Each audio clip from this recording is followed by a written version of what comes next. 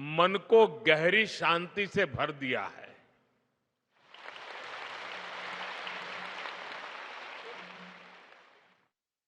साधु संतों के सानिध्य में बैठना अपने आप में एक आध्यात्मिक अनुभव होता है। यहां उपस्थित श्रद्धालुओं की विशाल संख्या इस मठ की सदियों पुरानी जीवन शक्ति को और बढ़ा रही है। मैं अपने आप को सौभाग्यशाली मानता हूं कि आज इस समारोह में आपके बीच उपस्थित हूं। यहां आने से पहले मुझे राम मंदिर और वीर विट्ठल मंदिर के दर्शन का सौभाग्य मिला। उस शांति, उस वातावरण ने इस समारोह की आध्यात्मिकता को और गहरा कर दिया। साथियों, श्री संस्थान गोकर्ण परतगाड़ी जीवोत्तम मठ अपनी स्थापना की 550वीं वर्षगांठ मना रहा है। ये बहुत ऐतिहासिक अवसर है। बीते 550 वर्षों में इस संस्था ने समय के कितने ही चक्रवात झेले हैं। युग बदला, दौर बदला, देश और समाज में कई परिवर्तन हुए, लेकिन बदलते युगों और चुनौतियों के बीच भी इस मठ ने अपनी दिशा नहीं खोई।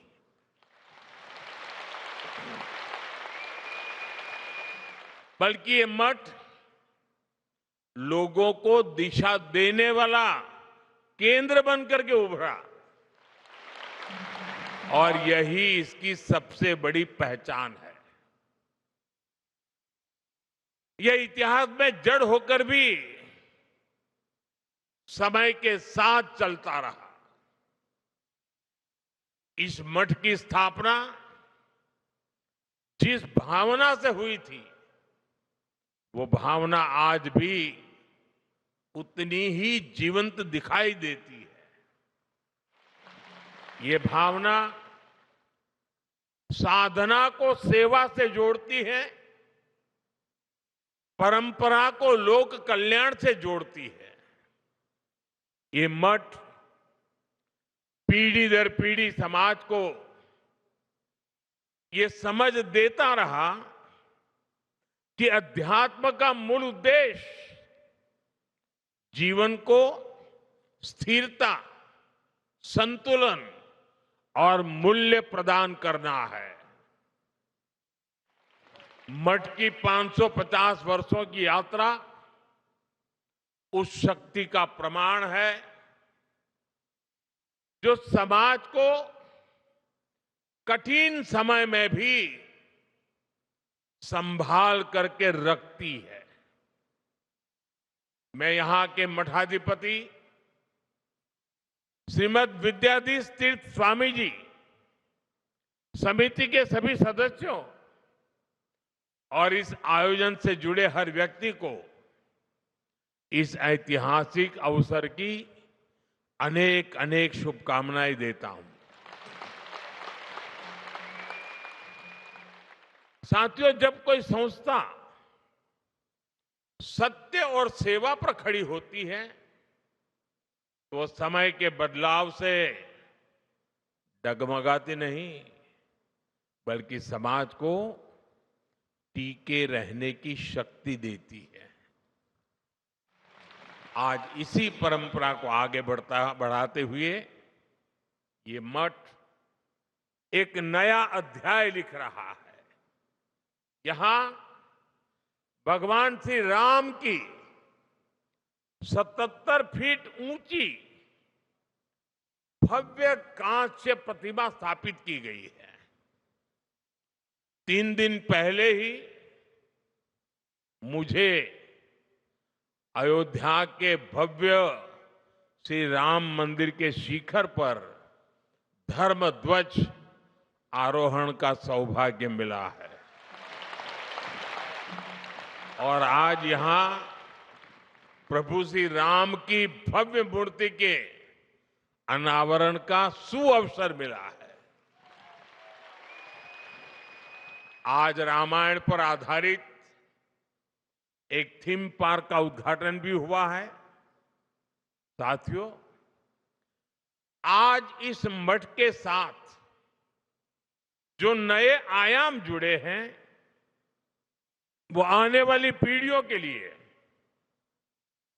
ज्ञान, प्रेरणा और साधना के स्थायी केंद्र बनने जा रहे हैं। यहां विकसित हो रहा संग्रहालय और आधुनिक तकनीक से सुसज्जित 3D थिएटर, इन सब के द्वारा ये मठ अपनी परंपरा को संरक्षित कर रहा है, नई पीढ़ी को अपनी परंपराओं से जोड़ रहा है।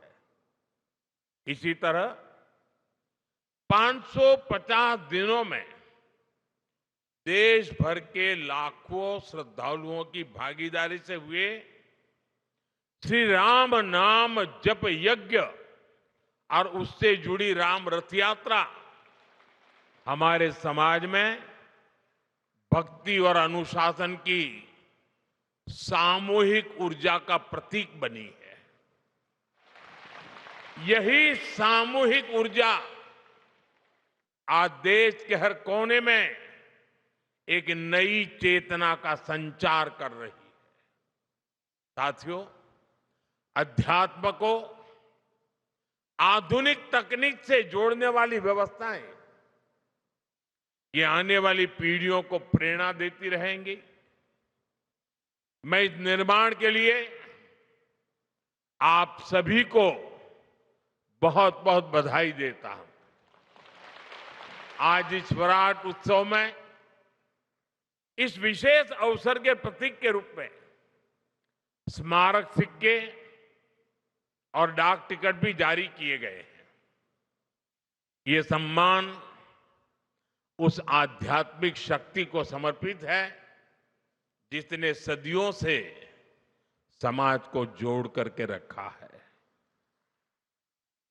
साथियों, इस श्री मठ को निरंतर प्रवाहमान रखने की शक्ति उस महान गुरु परंपरा से मिली है जिसने द्वैत वेदांत की दिव्य भाव भूमि को स्थापित किया था। श्रीमद नारायण तीर्थ स्वामी जी द्वारा 1475 में स्थापित यह मठ उसी ज्ञान परंपरा का विस्तार है और उसका मूल स्रोत जगत गुरु श्री मध्वाचार्य जैसे अद्वितीय आचार्य है। मैं इन आचार्यों के चरणों में सिर झुकाकर नमन करता हूं। यह भी बहुत महत्वपूर्ण है कि उडुपी और पर्तगाड़ी दोनों मठ एक ही आध्यात्मिक सरिता की जीवंत धाराएं हैं। भारत के इस पश्चिमी तट की सांस्कृतिक धारा को दिशा देने वाली गुरु शक्ति भी यही है। और मेरे लिए ये भी एक विशेष संयोग है कि एक ही दिन में मुझे इस परंपरा से जुड़े 2 कार्यक्रमों में सम्मिलित होने का सौभाग्य प्राप्त हुआ।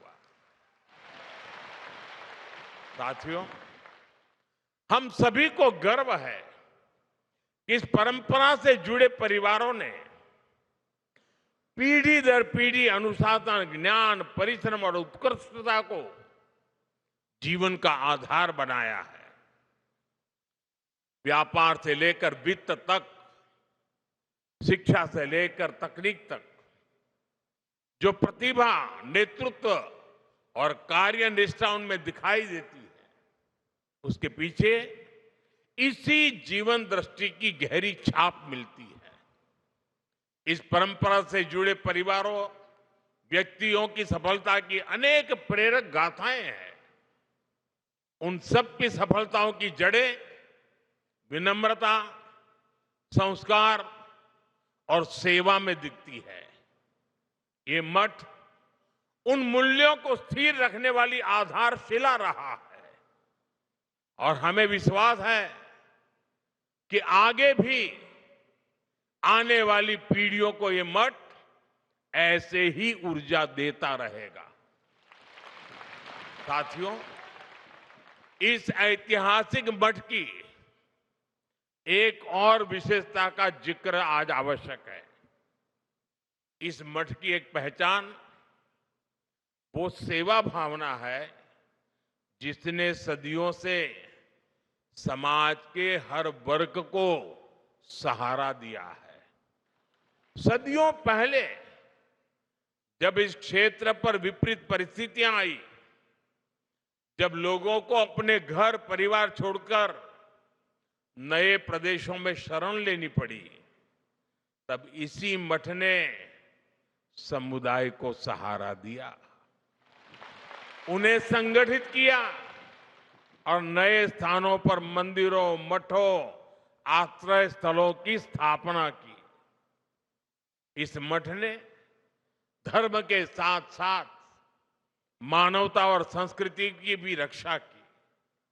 समय के साथ मठ की सेवा धारा और विस्तृत होती गई। आज शिक्षा से लेकर छात्रावासों तक, वृद्ध सेवा से लेकर जरूरतमंद परिवारों की सहायता तक, इस मठ ने अपने संसाधनों को हमेशा लोक कल्याण के लिए समर्पित रखा है।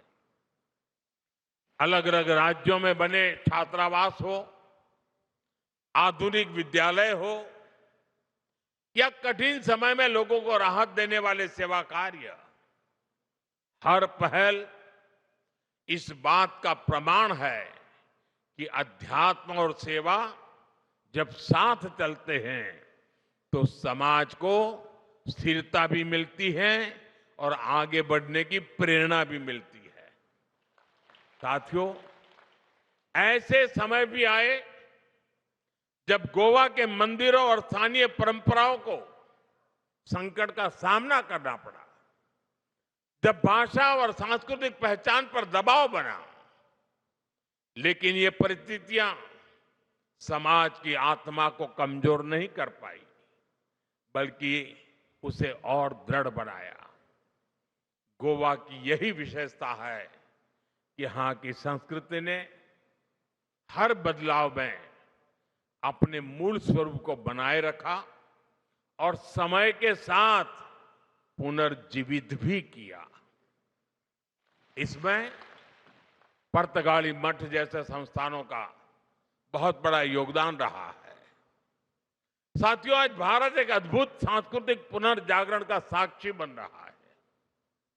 अयोध्या में राम मंदिर का पुनर्स्थापन, काशी विश्वनाथ धाम का भव्य पुनरुद्धार और उज्जैन में महाकाल महालोक का विस्तार, ये सब हमारे राष्ट्र की उस जागरूकता को प्रकट करते हैं जो अपनी आध्यात्मिक धरोहर को नई शक्ति के साथ उभार रही है।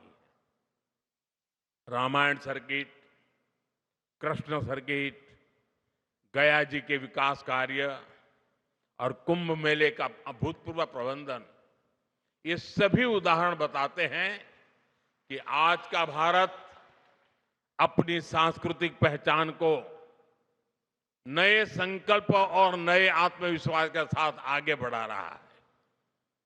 ये जागृति भविष्य की पीढ़ियों को अपनी जड़ों से जुड़े रहने की प्रेरणा देती है। साथियों, गोवा की इस पवित्र भूमि का अपना एक विशिष्ट आध्यात्मिक स्वरूप भी है। यहां सदियों से भक्ति, संत परंपरा और सांस्कृतिक साधना का सतत प्रवाह बहता रहा है। ये धरती प्राकृतिक सौंदर्य के साथ साथ दक्षिण काशी की पहचान भी संजोए हुए है। पर्तगाली मठ ने इस पहचान को और गहराई दी है। इस मठ का संबंध कोंकण और गोवा तक सीमित नहीं है। इसकी परंपरा देश के विभिन्न हिस्सों और काशी की पवित्र भूमि से भी जुड़ी हुई है।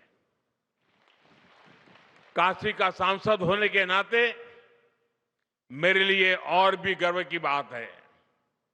संस्थापक आचार्य श्री नारायण तीर्थ ने उत्तर भारत की अपनी यात्राओं के दौरान काशी में भी एक केंद्र स्थापित किया था, जिससे इस मठ की आध्यात्मिक धारा का विस्तार दक्षिण से उत्तर तक हुआ। आज भी काशी में उनके द्वारा स्थापित केंद्र समाज सेवा का माध्यम बना हुआ है। साथियों, आज जब इस पवित्र मठ के 550 वर्ष पूरे हो रहे हैं, तब हम इतिहास का उत्सव मनाने के साथ ही भविष्य की दिशा भी तय कर रहे हैं। विकसित भारत का रास्ता एकता से होकर जाता है। जब समाज जुड़ता है, जब हर क्षेत्र, हर वर्ग एक साथ खड़ा होता है, तभी राष्ट्र बड़ी छलांग लगाता है। श्री संस्थान गोकर्ण पर्तगाली जीवोत्तम मठ का प्रमुख ध्येय लोगों को जोड़ना, मन को जोड़ना, परंपरा और आधुनिकता के बीच सेतु बनना है। इसलिए विकसित भारत की यात्रा में यह मठ एक प्रमुख प्रेरणा केंद्र की भूमिका में भी है। साथियों, जिनसे मेरा स्नेह होता है, वहां मैं आदरपूर्वक कुछ आग्रह करता हूं। जैसे पूज्य स्वामी जी ने मुझे एक काम दे दिया एकादशी का।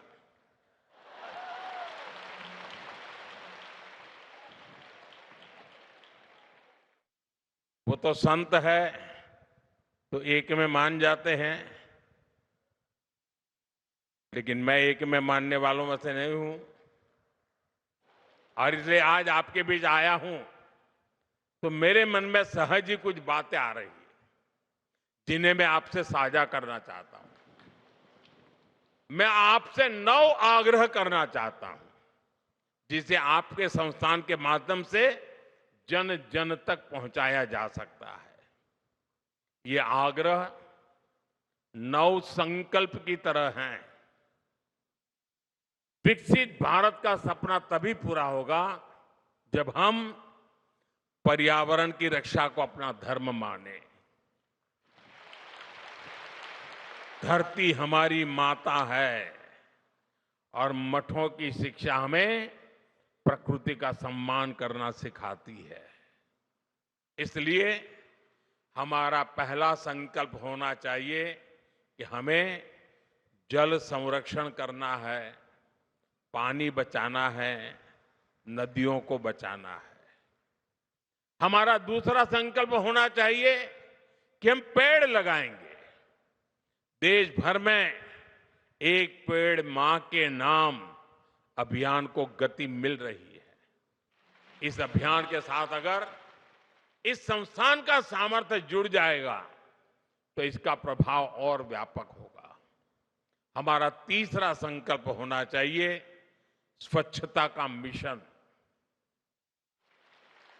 आज जब मैं मंदिर परिषद में गया तो वहां की व्यवस्था, वहां का आर्किटेक्चर, वहां की स्वच्छता मेरे मन को बड़ी प्रभावित कर गई। मैंने स्वामी जी को कहा भी, कितना शानदार तरीके से इतना संभाला है। हमारी हर गली, मोहल्ला, शहर स्वच्छ होना चाहिए। चौथे संकल्प के रूप में हमें स्वदेशी को अपनाना होगा। आज भारत आत्मनिर्भर भारत और स्वदेशी के मंत्र पर आगे बढ़ रहा है।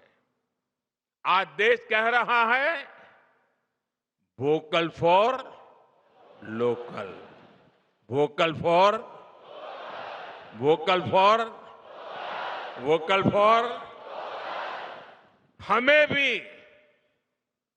इस संकल्प को लेकर आगे बढ़ना है।